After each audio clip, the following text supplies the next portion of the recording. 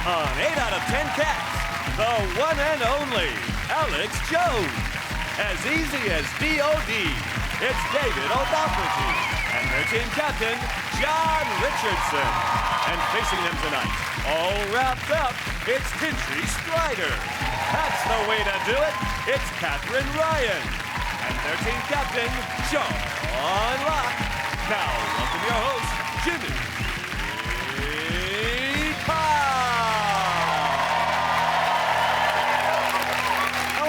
Welcome to 8 out of 10 Cats Uncut, a show all about opinion polls, surveys and statistics. Did you know, for example, 1.5 million Britons would like to be buried with their mobile phone? And if you answer it when you're sitting behind me in the cinema, you will be. 1 in 20 people have held a party for their cat's birthday. Even the cat's thinking, this is a bit tragic. And 22% of nightclub hookups are one-night stands. Yeah, who would have thought the guy you tugged off in a toilet cubicle 2 minutes after meeting him in Hollywood's nightclub Romford wouldn't turn out to be the love of your life? But if you are watching, Darren, call me. Right, let's get started.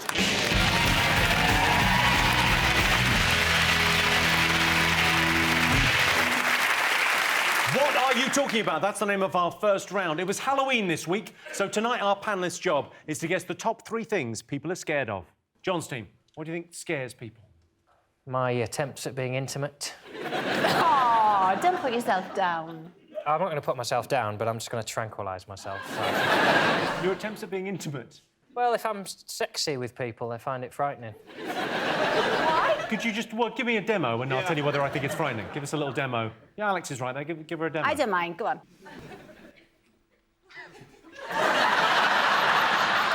It's the tongue, innit? It's the tongue. I've got too powerful a tongue. I was born with it. What am I going to do? But I don't think it is me. What are you scared of? I'm not Well, see, I say this with trepidation. What are you scared of? Ghosts. You're scared of ghosts? Because last time you were on the show, you spoke about ghosts, because you've seen a ghost. Yes. Have you seen anything since you were last on the show? No, but I have seen 3. So don't play it down. I mean, there's 3. You've seen... Yes, you think you've seen 3? I don't want to be one of these people who sees ghosts. No, and there's medication you can take to stop it.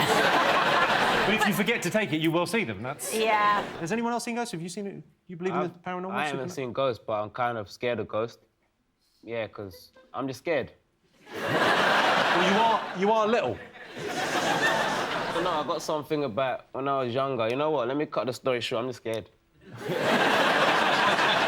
I think there's a happy medium between a really long story that goes on too long. I mean, really, that's just a bullet point there, I feel, Tinchy. Give us a bit more. When you were young... That's it. There's no story. I'm just scared of ghosts. Yeah. Like, actually, not every ghost. Casper was all right. Yeah, Casper was a friendly ghost. Yeah. Are you scared of ghosts, Katherine? Absolutely not. And I promise you, ghosts are more afraid of you than you are of them. They're more scared of you than you are of them. I think that's spiders, isn't it? Oh, spider ghosts, spider ghosts, spider ghosts. Yeah.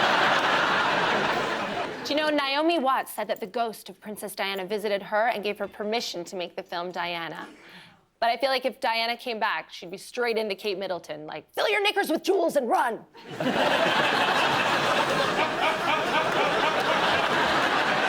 She should have that on a crest. Sean, were you scared of ghosts? You seem like a very level-headed man, but... No, I'm not. But what's the point?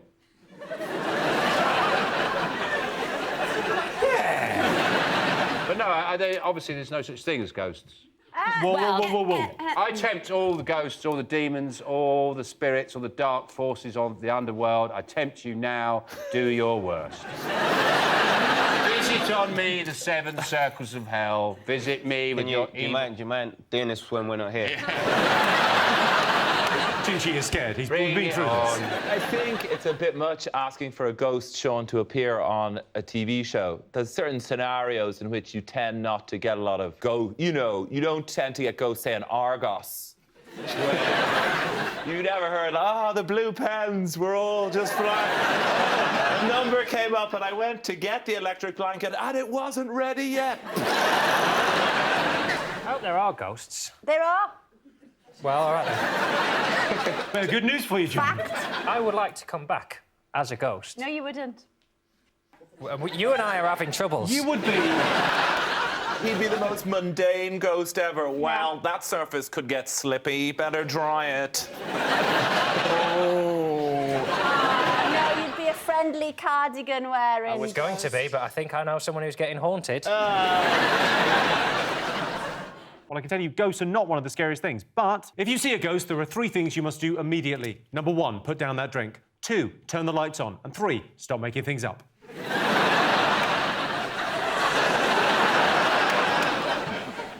What? No! Wow. A little bit. OK, other scary things. Sean's team, what scares you? Oh, Primark on a Saturday. And the biting and the blood. If you ever want to know what it's like to just have a true nightmare, drink a 2-liter bottle of Coke, just stand in the middle of a Primark. Your heart will be racing, and you'll never be afraid of ghosts again. It'll toughen you up. Don't go there, Tinchy. Don't go, I don't think so. They'll take you to the place where they take all the children that have lost their parents. You'll be waiting there for ages. So it's not Primark on a Saturday morning. What else do you think? People are scared of horror films. People go and see horror films deliberately to get scared. Yeah, well, I like a horror film. Do you like a horror film? Not particularly, no. I can see there's one good reason for horror films is it's an opportunity for intimacy between sort of teenagers, you know, and it's ideal because, you know, if you take someone to see Saw 2, anything you do to them afterwards seems like a treat. That's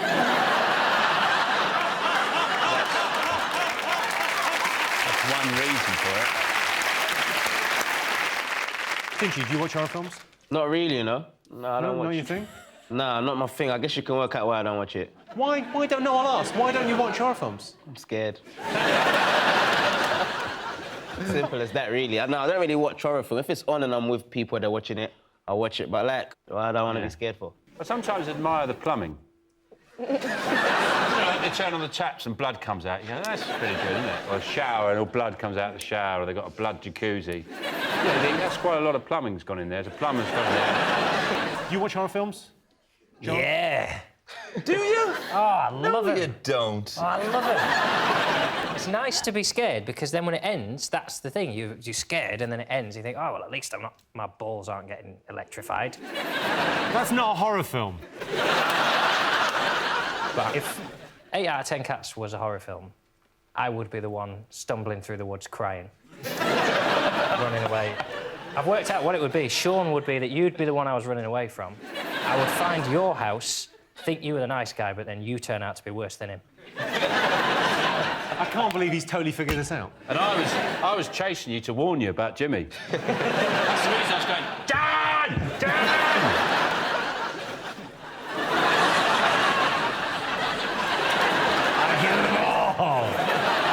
OK, Alex, you watch horror films? No, because 2 have put me off. Which 2? The first one would be Candyman. Candyman's amazing. See? But the other one, when I was really, really young, I watched this film about these kids. They were out on a boat on a lake, and then one by one they'd disappear, and you wouldn't see them. And the song was, dance, dance, wherever you're, na, na, na, na, na, na, na, na, na. Can't listen to that anymore. The Harvest Festival's tough for you, isn't it? Sure it wasn't just river dance? They were just disappearing off the side of the stage.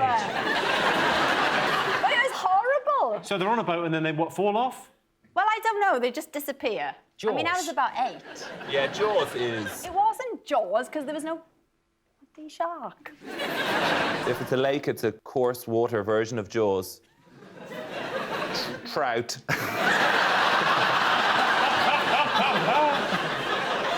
OK, let's have a look and see if it's up there. Yes, horror movies. I often watch horror films hiding behind the sofa, so my neighbours don't know I'm there. OK, fingers on buzzers, 2 more things still to get. What do you think? People are scared of going to the dentist, aren't they? I know you're not, but some people are. I was wondering about your teeth. Do you have are these for best, those teeth? Do you have a set for just wearing at home? Yeah, these are for special, these are for best. There's your best teeth. Do you know, I'm upset, Mr. Carr, because Cheryl Cole was voted best smile in this country. And I feel like you deserved that. I don't know if she's got the best smile. I think Ryland has got the best smile. Yeah, take a look at Ryland. Is that real? Yeah, Armitage Shanks did his. That's incredible. That's... Is that genuine? That's his teeth? Those are his teeth, yeah. OK, so, Katherine, you recently tweeted that you were quoted £6,000 to straighten your teeth. Let's have a look at the tweet. I can't see what they would have done. They're fine. Well, if I had £6,000, I'd sort out my willy finger syndrome, because... Oh, yeah, you have got a touch of the willy fingers there, haven't you? Each one of my fingers looks like a small penis. Well, that's more. I had to get a brace the year before last I got punched in the face in a Chinese takeaway. Yeah. There was a drunk man in, and he was being racist to the man behind the counter, and so that does not happen when the D-man's around. Sure, the enforcer. I told him to shut up, and so he swung, but he was so drunk, he went that way and fell over that way, and so I stepped back, and then he went that way, and he fell that way, and, like, this could have gone on for hours. But the man behind the counter, the victim, just looked up, had missed what had gone on before, and just saw two pricks fighting, and he jumped over the counter and punched me in the face. It knocked that tooth back a quarter of an inch. That's a good dental story, but not the best dental story. This is the best dental story. Last year, a dentist in Poland was treating her ex-boyfriend for toothache after he dumped her. She knocked him unconscious, knocked him out with the drugs, and then she removed all 32 of his teeth. Whoa. I imagine he said... Tinchy, are you scared of the dentist? No, I'm not. That's one thing I'm not scared of. Yay! We found it! OK, let's see if going to the dentist is in our top 3. Yes, going to the dentist. When I was a kid, I was scared of the dentist. He was a paedophile. Fingers on buzzers? Flying. People are scared of flying, aren't they? Because you might die. What amazes me about people who are scared of flying, they always go, oh, yeah, but the odds of dying in a plane crash are like 1,000,000 to 1. You go, yeah, I'm scared of being the one. And it looks... If you're going to die in a plane, I'd rather die... You know, they made it look in the 70s. Like, people used to turn up at the airport, like, 5 minutes before the flight with a martini and, like, get on smoking a fag and shit on the floor. It looks amazing. Yeah, start the bloody plane. Do you want a martini, pilot? Yeah, I'll have a bloody martini. I'll see you in Jamaica. OK, a recent report revealed that 1 in 6 pilots have flown planes in which both pilots fell asleep at the same time. You know there's a problem when you're hoping to get hijacked just so someone is awake in the cockpit. You need to be awake for the whole of the thing. No. I feel that way about motorways. Like, if it's the M1, that's really straight. You've got cruise control, and there's a little buzzer that comes on if you're too close to the car in front. Just have a nap. I kind of disagree. Well, it's a real different perspective. Thank you. Alex, what do you like on a plane? How do you pass the time on a plane? I'm quite good because my boyfriend, he's Kiwi. I thought you were in there too. I felt the vibes. I thought if anything... Go on, Alex, go on. You do remind me a bit of him. Well, I'm not alone in thinking, Alex, you could do better. So he's a Kiwi, so we've got to go quite a long way on a plane quite often. So what I do, I book an airline that has Who Wants to Be a Millionaire. And then I tell myself, you will not get off this plane until you get $1 million, which takes me quite a while. I would imagine, so yeah. That keeps me occupied for the entire flight. I feel that I would be scared of flying if I thought for a moment about how, in the name of Jesus, planes stay up there. But instead, I put it on the long list of modern things that I have no idea how they work. Phones, computers, wheelbarrows, like Shazam. Like, take, you know the thing on your phone that can identify a lot of songs? How does that possibly... Like, people say algorithms, but yeah, what is it? It needs to be a thing. It needs to be like a wizard in a cave, the Lemon and the Virgin or something like that, you know? Well, I can tell you flying is not up there, but it's very important to listen to the safety announcement because otherwise you won't know where your whistle is when you hit the Pyrenees at 700 miles an hour. OK, fingers on buzzers. One more thing still to get. Death. Death. People are generally scared of dying, aren't they? Are you scared of dying, Sean? Well, I'm getting older, so it's become more of a, pressing concern. How would you like to go? Muffled by flesh.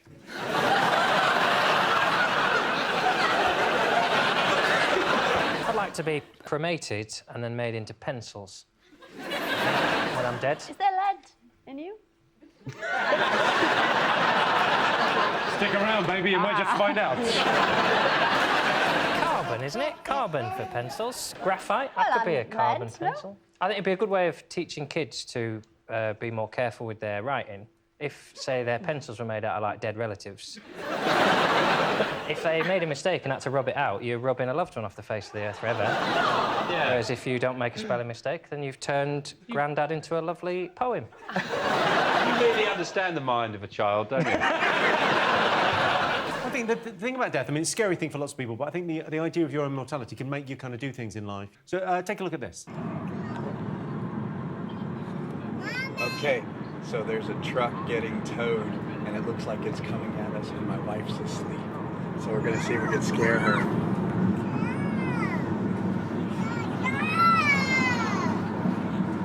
Babe, wake up, there's a truck coming!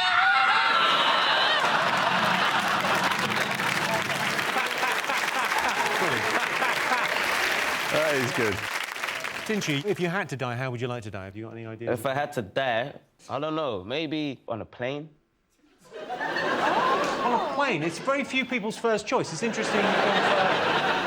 On a plane, like when you're going down, I feel like you're just like, I don't know, it's like a roller coaster ride. I suppose right until the impact, it's pretty good. I've had a near-death experience on a plane. Oh, yeah? Yeah, it's flying to America, and they had a problem with one of the engines, and people started getting very nervous and edgy, and then the other engine packed up, and the plane was plummeting towards the ocean, the Atlantic Ocean, and there was just panic, pandemonium on the plane. And I remember for some reason, it was quite interesting, because I realised I wasn't actually that, but I was quite calm, I was quite composed. I was a bit pissed off to turn the film off.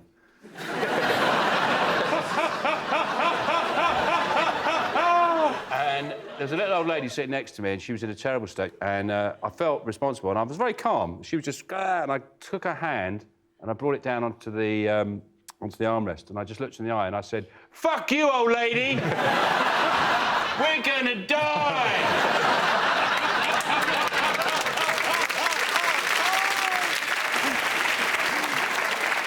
Let's see if death is up there. Of course it is. The most frightening thing. Yes, the top thing people are scared of is death. Personally, I'd like to die as I lived, charging each funeral goer £25 plus booking fee. So at the end of that round, John's team have 1 point, Sean's team have 2 points. Our next round is pick of the poll. Sean, Katherine, Tinchy, pick a question. Well, I have a picture of Tinchy. OK, you've chosen Tinchy. Here's a clip made by an American preacher to illustrate your question. Well, I wrote this song for the Christian youth. I want to teach kids the Christian truth.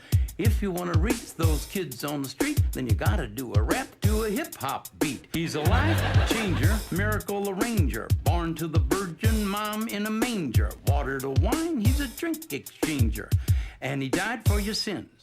Now I'ma pass the mic to my lovely wife. She's a fly MC and the light of my life. So to bust a rhyme without further ado, take it away, Mary Sue.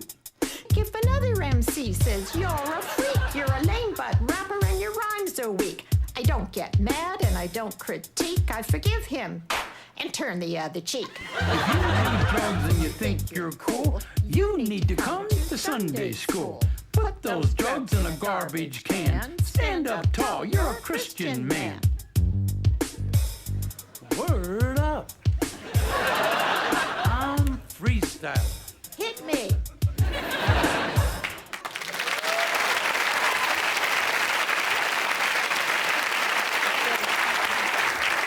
Tinchy, what do you make of that? It was all right, it was trying. I like how they was putting some words together, but they just had the rhythm wasn't there. Like, it's like, loosen up a bit, man. Have fun with it. I like the bit about turn the cheek. Yeah, that was the sexiest bit, I felt. Right, so here's your related question. Most people think rapping is harder than singing. True or false? I rap, so I'll say singing is harder because I can't sing. And I think rapping is easy. Have you ever tried rapping? I've never tried rapping because it would be the worst thing in the world. I think you should try as in now.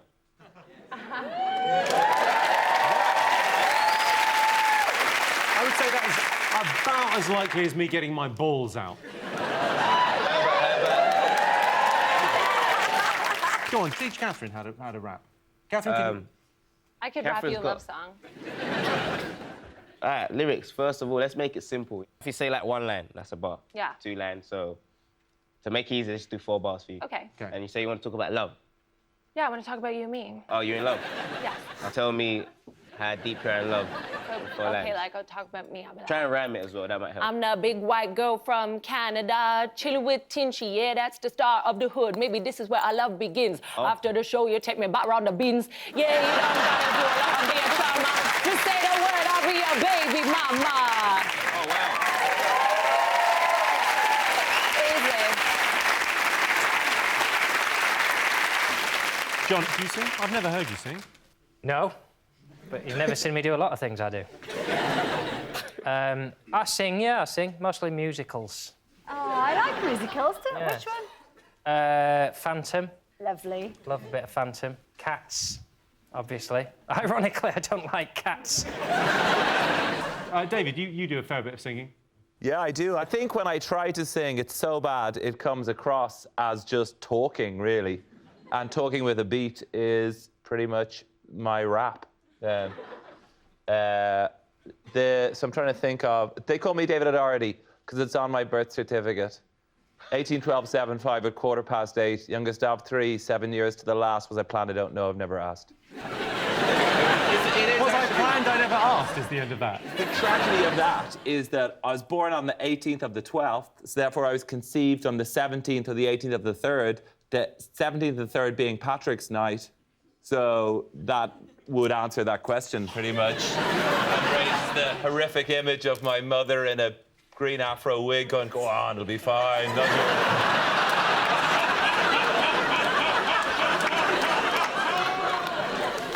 OK, so what do you think's harder, rapping or singing? I think obviously rapping, because you got to write it and do it, whereas singers, they just sing other people's songs, don't they? Some singers. Some people write their own songs. Yeah. What's your favorite song? Can you sing as well? Summer breeze! Make me feel fair! Voice of an angel. It's a wonderful...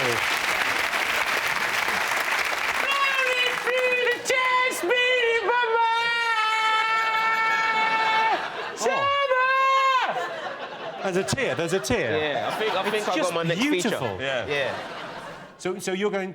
you know what, really, I'm just saying singing because I rap and I find it easier. You're being to humble. sing. I'm being humble, but really... OK, we'll say no. We say rapping's harder. You're saying rapping's harder. Jon, what are you going to go for? What have you done? Something just flew in my fucking ear, Jimmy. Ghost! It's a ghost! Ghost spider! Maybe the ghost fly was escaping Ghost Spider.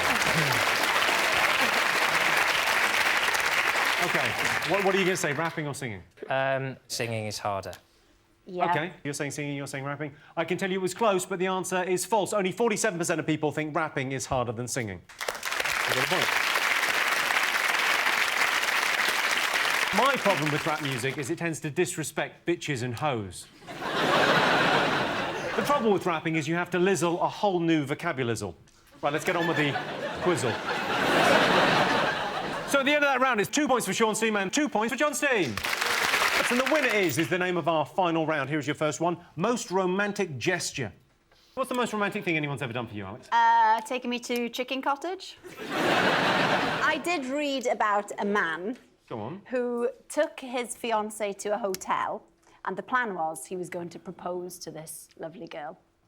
And so in the morning, he opened the curtains, and a year before, he'd planted these daffodils, and the daffodils spelt, "Will you marry me?"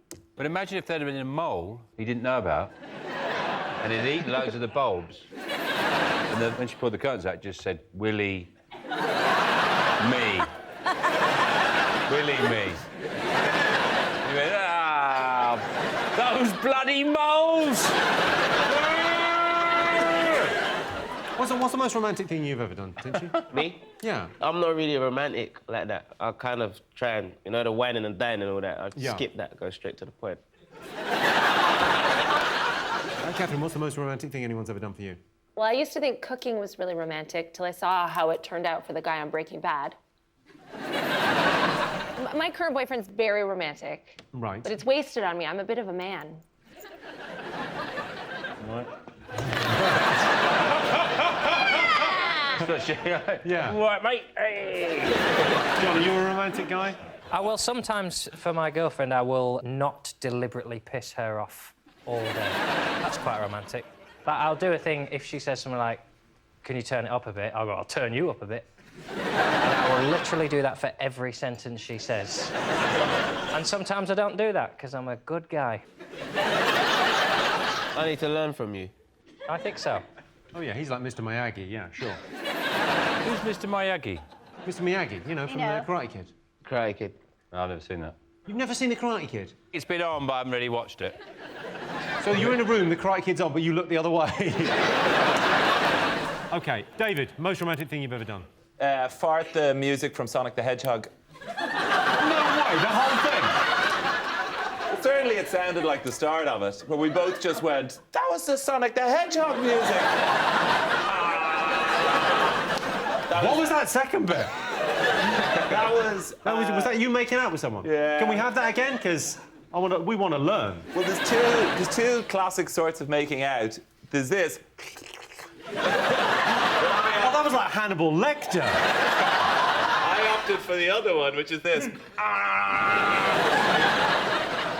Your tongue really flicks. It's got good tongues, actually. Maybe it's brush your tongue. No, sometimes you brush your teeth, you brush your tongue as well. Oh, yeah. Yeah. Just out of decency. You're not meant to do that all the time. Well, I don't. Oh. I don't until it looks like a sort of carpet in a car rental showroom. Car rental place, when it looks like that, it's that sort of olive green carpet you get. Yeah, I think I better brush it now. You can go too far. I mean, too romantic is weird. I once wrote a girl's name all through an exercise book and sent it to her. I thought it was romantic. It showed devotion and grammatical accuracy. But too much romance, it can be a bit wet. So what's the line? What crosses the line for you? Take somebody out for a meal, great. Perfect. Write their name on every page of an exercise book, over the line. So hopefully you're the right side of the line now. I've zigzagged that you've got a girlfriend. Good. I know, and I've learnt not to be romantic. So that's it. Sometimes I'll throw a wet tea bag at her head, just so she knows. OK, I'll give you a clue. It's something you might invite someone around for? Cooking a nice meal. That's the right answer. Yes, the most romantic gesture is cooking someone dinner. I cooked for my girlfriend last night. She said it was the best lasagna she'd ever tasted, which I think means it was the worst apple crumble ever made. Next one. Top thing that makes British people angry. What do you think?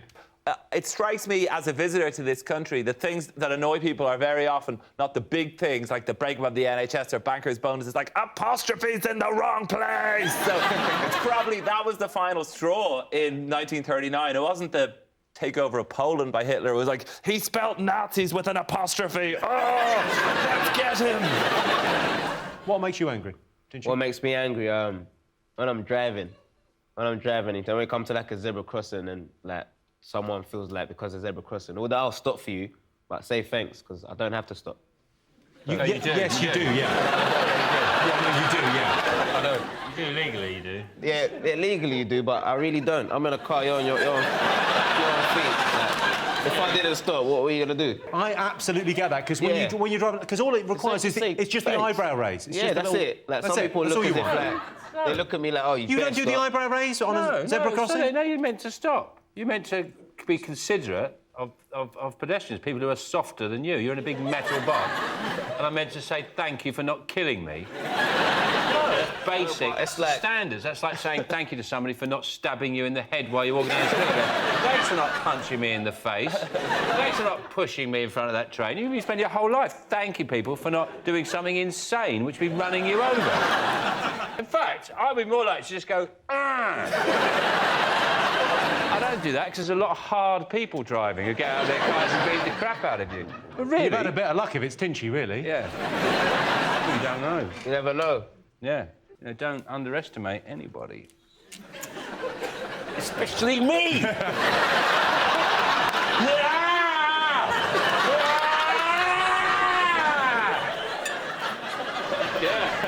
Oh. You came so close, Jimmy. What do you think? What makes you angry, John? You seem like a pretty easy-going guy. I can't imagine you get upset by much. Getting run over by rappers. It's not having anything to get angry about, isn't it? It's nice to get angry. That's why we read papers in the morning. So before we've even finished our toast, we go, look at the state of that! What were you looking at? Stacey from Warwick. Ill-thought-out views on Britain's membership of the EU. Fair enough, have an opinion, but put your clothes on and then we can talk about it. OK, Alex, have any guests on the One Show annoyed you? There's been about 4. Let's name them. Come on, let's go down. How about no? One Direction. No, they're all right. Yeah, I mean, they've got about literally 115 people with them, choosing which ripped vest they're going to put on. And they're all right. They always make the right choice.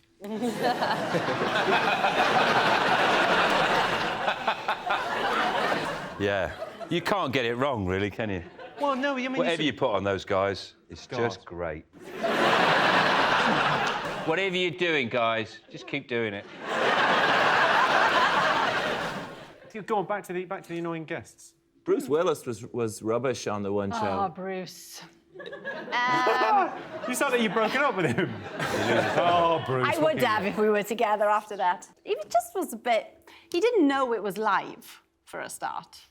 You could have told him. And then I did. In the first VT, I said, listen, Bruce, this isn't going that well. You're going to have to speak. To be fair, it's a difficult gig for him to get up for, I imagine. If he's come off the back of, like, a Hollywood film where he's blowing up helicopters, and then he's got to come off the back of a Giles Brandreth documentary about maggots. I'll tell you what, something really does annoy me is when you go into a jeweller's and they're selling loads of clocks and they're all different times. Yeah. Thinking, you're trying to sell me these clocks and you can't even be bothered to get them on the right time. Why would I buy a clock from you that isn't showing me the right time? That's all I want from a clock, is that it tells me the frigging time, and you want to sell it to me, you want to charge me money, and you can't be bothered to go like that. You've got a bloody nerve trying to sell me clocks, and you can't even prove... It's not a clock. If it's not the right time, it's not a clock. It's just some numbers. It's some numbers and some sticks moving different ways. It's not a clock. So don't... Next time I come in there, mate... I'm annoyed about that now. Did you see that CCTV footage of, like, some armed robbers? I'd love to go into a clock shop with balaclava and go, put all those clocks right! Just hold it to his head and go, now the next one, now the next one. Right, I'm out of here. OK, what's the top thing that makes British people angry? Is it football? Because I know you have a very delicate relationship with football. You love it, but it makes you so angry. That pisses me off at the football. There's always a clock that tells you it's 3:15, but the clock on the match says, like, 17:23, because there's 17 minutes gone, but the actual time is... And 2 clocks in the same room just kill thousands of people. It's like a bloody jeweller's.